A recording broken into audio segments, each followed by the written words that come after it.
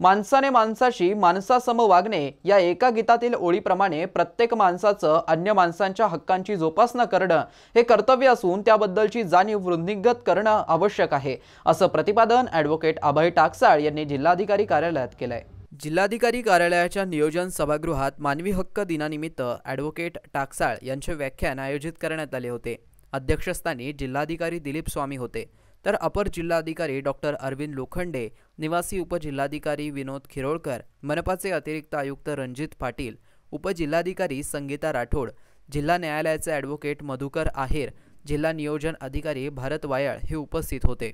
Advocate टाकसाळ हे म्हणालेत की संयुक्त राष्ट्रसंघाने 10 डिसेंबर 1948 रोजी मानवी हक्काचं घोषणापत्र जाहीर केलं। त्यात प्रत्येक मानवाचं मूलभूत अधिकार हे देश, भाषा, लिंग, धर्म, जात इत्यादी कोणताही भेदभाव न करता आणि न बाळगता सर्वदूर आणि सर्व काळ अबाधित राखण्यासाठी तरतूद करून देण्यात आली आहे। या अधिकारांची जोपासना प्रत्येकाचं कर्तव्य आहे। भारतीय संविधानाच्या प्रत्येक कलमांमध्ये मानवी हक्कांची जोपासना होताना दिसते। मुळात मानवी हक्क म्हणजे परस्परांचे स्वातंत्र्य मान्य करणं होय। अध्यक्षीय समारोपामध्ये जिल्हाधिकारी स्वामी म्हणाले की संविधान दिलेल्या मूलभूत हक्क आणि अधिकार यांच्या पालनातून आपण मानवी हक्कांची जोपासना करीत असतो। मानवी हक्कांची जोपासना करणं हे प्रत्येक मानवाचं कर्तव्य असलं तरी त्याचं पालन आपण करतोय की नाही याची सुरुवात आपण आपल्या घरापासून करावी। प्रत्येक धर्मात मानवी हक्कांची जोपासना करण्याचं आध्यात्मिक तत्वज्ञानातून सुद्धा सांगितलंय। प्रत्येक माणसाची मानवी हक्कांची जपणूक करणं हे आद्य कर्तव्य आहे, असंही स्वामी म्हणालेत। प्रास्ताविक मुबारक पठाण यांनी केलंय, तर आभार पूनम तरार यांनी म्हटलंय। सूत्रसंचालन रोहिणी माळी यांनी केलंय। जन्माला येणारे प्रत्येक मूल जे आहे ते डिपेंडंट आहे, परावलंबित आहे आणि त्या जन्माला येणाऱ्या मुलापासून ची काळजी घेणं आणि त्याचं जे काही मानवी हक्क आहेत याची काळजी घेणं हे याच्यामध्ये अपेक्षित आहे असं मला स्वतःला वाटतं।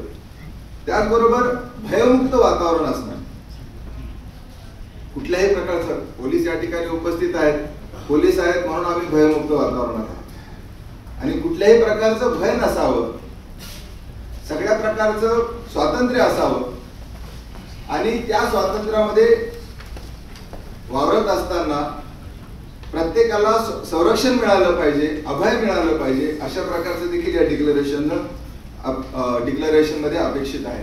त्याचबरोबर हे कुठल्या एका देशापुरतं नाही, म्हणजे एक फार मोठे महत्वाचं डॉक्युमेंट आहे की ज्या डॉक्युमेंटमध्ये जे आज आपलं संविधान आहे आपल्या देशापुरतं सीमित आहे आणि आंतरराष्ट्रीय व्यवहार देखील आपण कसे करायचे हे देखील त्याच्यामध्ये जरी असलं तरी आपण एक सार्वभौम देश आहोत आणि या सार्वभौम देशासाठीच आपलं हे संविधान आपण स्वीकारलेलं आहे। परंतु हे जे डिक्लेरेशन आहे याला कुठल्या सीमा नाही आहेत, म्हणजे याच्यामध्ये एवढी महत्वाची काळजी घेतलेली आहे की नागरिक असू द्या किंवा नागरिक नसू द्या, जे एखादा निर्वासित जरी आपल्या देशात आले तरी त्यांची देखील काळजी घेतली पाहिजे, त्यांच्या देखील मानवी हक्कांची काळजी घेतली पाहिजे।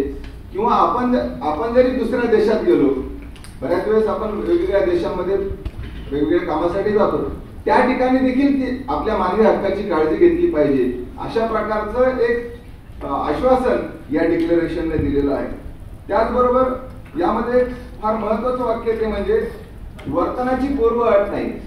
म्हणजे आपण बऱ्याच वेळेस लायसन्स घेत असताना, ड्रायव्हिंग लायसन्स घेत असताना आपल्या अगोदर ट्रायल द्यावं लागते, ड्रायव्हिंग टेस्ट द्यावी लागते आणि ते टेस्ट दिल्यानंतर आपल्याला आपल्याला येतंय का नाही असं म्हणून आपली ती पूर्व अट असते, काही अटी असतात। याच्यामध्ये कुठली मानवी हक्कासाठी कुठलीही पूर्व अट नाहीये, वर्तनाची कुठली अट नाही, म्हणून म्हणजे अगदी जेलमधल्या कैद्याला देखील मानवी हक्क आहे, वर्तनाचं म्हणून ते उदाहरण आपल्याला दिलं। किंवा कुठल्याही याची वर्तनाची कुठली अट मानवी हक्क आश्वासित करण्यामध्ये नाहीये। त्याचबरोबर हा प्रत्येकाला जन्मजात हक्क आहे, मानवी हक्क जे ते प्रत्येकाचे जन्मजात हक्क आहे असं देखील यामध्ये अधोरेखित केलेलं आहे। त्याचबरोबर हे कुणालाही बक्षीस म्हणून दिलेलं नाही, म्हणजे कोणाची तरी मेहरबानी आहे आणि कोणीतरी कोणाला देतंय असं याच्यामध्ये नाहीये। तर हा कुठला रिवॉर्ड नाही, हा कुठला बक्षीस नाहीये, ते प्रत्येकाचे जन्मजात हक्क आहे असं त्यामध्ये म्हटलेलं आहे। त्याचबरोबर हे कुठल्या विशिष्ट काळाकरिता नाहीये, एखाद्या पर्टिक्युलर पिरियड साठी नाहीये किंवा एखाद्या कुठल्या विशिष्ट समाजासाठी नाहीये, तर हे सर्वांसाठी आहे, जो जो कोणी माणूस म्हणून जन्माला आला त्या सर्वांसाठी आहे. आणि सर्वात महत्वाचं म्हणजे आज आपण मानवी हक्क दिन फक्त इथे छत्रपती संभाजीनगरलाच नाही तर संपूर्ण जगभरात हा साजरा केला जातोय. तर यामध्ये फार महत्वाचं वाक्य ते आहे की हे 365 दिवस मानवी हक्काचं आश्वासन आपल्या सर्वांना या डिक्लेरेशन मार्फत दिले जाते. फक्त एक दिवस नव्हे तर वर्षभर पूर्ण आपल्या पूर्ण आयुष्यभर आपली मानवी हक्काचं जतन झालं पाहिजे, त्याचं संरक्षण झालं पाहिजे असे याच्यामध्ये अपेक्षित आहे. त्याचबरोबर प्रत्येक रंगाचा, वंशाचा, लिंगाचा सर्व माणसांचं हक्कांचं संरक्षण यामध्ये झालं पाहिजे असं अपेक्षित आहे. मी आपल्याला अगोदरच सांगितलं की नागरिक आणि निर्वासित सर्वांच्याच हक्कांचं संरक्षण यामध्ये अपेक्षित आहे. त्याचबरोबर सर्व प्रकारच्या भेदभावापासून कुठल्याही प्रकारचा भेदभाव नसावा, मग तो रंगाचा असेल, जातीचा असेल, धर्माचा असेल, लिंगाचा असेल, कुठल्याही प्रकारचा भेदभाव हे मानवी हक्क प्रदान करत असताना किंवा एकमेकांचे त्या मानवी हक्काचं संरक्षण करत असताना किंवा जतन करत असताना कुठल्याही प्रकारचा भेदभाव असू नये असे देखील अपेक्षित आहे. यामध्ये शिक्षणाचं देखील म्हणजे शिक्षणाचा हक्क हा देखील मानवी हक्क समजण्यात आलेला आहे. प्रत्येकाला शिक्षण मिळालं पाहिजे, अगदी प्राथमिक शिक्षणापासून तर ते उच्च शिक्षणापर्यंत शिक्षण मिळालं पाहिजे हा देखील मानवी हक्क आहे. कारण आपल्या घटनेमध्ये जी प्रतिष्ठेची, डिग्निटीची जी व्याख्या केलेली आहे राईट टू लाईफ मध्ये, त्या राईट टू लाईफ मध्ये डिग्निटी जी आहे ती डिग्निटी मिळवण्यासाठी, ती प्रतिष्ठा मिळवण्यासाठी प्रत्येकाला जगण्याचा हक्क मिळाला पाहिजे. हे जगण्याचा हक्क एक्सप्लेन करत असताना आपल्या संविधानकर्त्यांनी हे अतिशय स्पष्ट केलेलं आहे की प्रत्येकाला जगायचं म्हणल्यावर त्याला रोजगार मिळाला पाहिजे आणि रोजगारासाठी शिक्षण मिळालं पाहिजे. जर शिक्षण मिळालं तर रोजगार मिळाले, रोजगार मिळालं तर त्याला स्वतःच्या पायावर उभं राहता येईल आणि स्वतःची जी उदरनिर्वाह आहे तो त्याला स्वतः कमावून त्याला प्रतिष्ठा मिळवता येईल.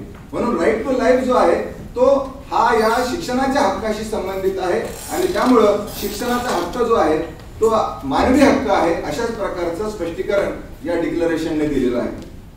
त्याचबरोबर आरोग्याचा देखील हक्क जो आहे, प्रत्येकाला मोफत आरोग्य सुविधा मिळाल्या पाहिजे. जो कोणी माणूस आहे, माणूस म्हणून जन्माला आलेला आहे त्याला प्रत्येकाला अगदी म्हणजे आपल्याकडे तर अंगणवाडी आहे, बालवाडी आहे आपल्या देशामध्ये, अगदी गर्भवती महिलांची काळजी, अगदी किशोरवयीन मुलींची काळजी आपल्या या ICDS मार्फत घेतली जाते.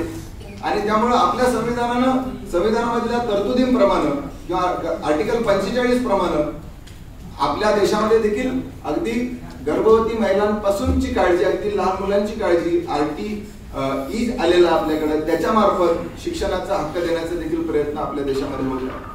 आणि त्यामुळं आरोग्य जो आहे तो आरोग्याचा हक्क जो आहे तो देखील हा मानवी हक्क आहे आणि त्याच्यासाठी देखील या डिक्लेरेशन मध्ये त्याचा उल्लेख करण्यात आलेला आहे. आपल्याकडे देखील आपण वेगवेगळ्या योजनांच्या माध्यमातून सगळ्यांना मोफत आरोग्याच्या सुविधा सरकारी जे आपले मेडिकल कॉलेज, हॉस्पिटल असतील किंवा सरकारी इस्पितळ असतील या माध्यमातून देण्याचा आपण प्रयत्न करत असतो. त्याचबरोबर ह्या सगळं मानवी टेन्शन येतं की काही मानवी अधिकाराचं उल्लंघन आपल्याकडून होतं तर नाही आणि आपली काही तक्रार तर होणार नाही. तर अशा अनुषंगानं ते वेगळ्या प्रकारचं टेन्शन असतं. परंतु मुळातच आपल्या सर्वांनाच प्रत्येकाला स्वतःचं स्वातंत्र्य हे प्रिय असतं आणि इतरांच्या स्वातंत्र्याबद्दल आपण तसं दुय्यम दर्जा देत असतो. परंतु जे लोक स्वतःच्या स्वातंत्र्याबरोबर इतरांच्या स्वातंत्र्याचं आणि इतरांच्या मानवी हक्कांचं काळजी घेतात त्यांना अगदी म्हणजे मी कायद्याचा विद्यार्थी आहे तर कायदा म्हणजे दुसरं काही नसून एक सद्सद्विवेक बुद्धी आहे आणि कॉमन सेन्स आहे आणि त्यामुळं प्रत्येकानं ते वाचलेलंच असलं पाहिजे असं नव्हे, परंतु एक कॉमन सेन्सने किंवा आपण आपल्या सद्सद्विवेक बुद्धीला स्मरून जरी आपण काम केलं तरी पुष्कळशी आपल्या अडीअडचणी ह्या दूर होण्यास मदत होत असते.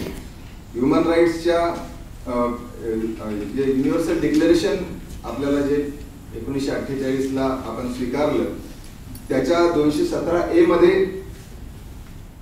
युनायटेड नेशन्सनी जे काही घोषणापत्र स्वीकारलेलं आहे त्या घोषणापत्रामध्ये राजकीय, आर्थिक, सामाजिक आणि नागरी हक्क त्याचबरोबर प्रतिष्ठेचं आश्वासन या डिक्लरेशनने दिलेलं आहे. आपल्या सगळ्यांना म्हणजे हे सांगण्यास मला आनंद वाटतो की हेच आपल्या संविधानामध्ये देखील अधोरेखित आहे, आपल्या उद्देशिकेमध्ये अधोरेखित आहे.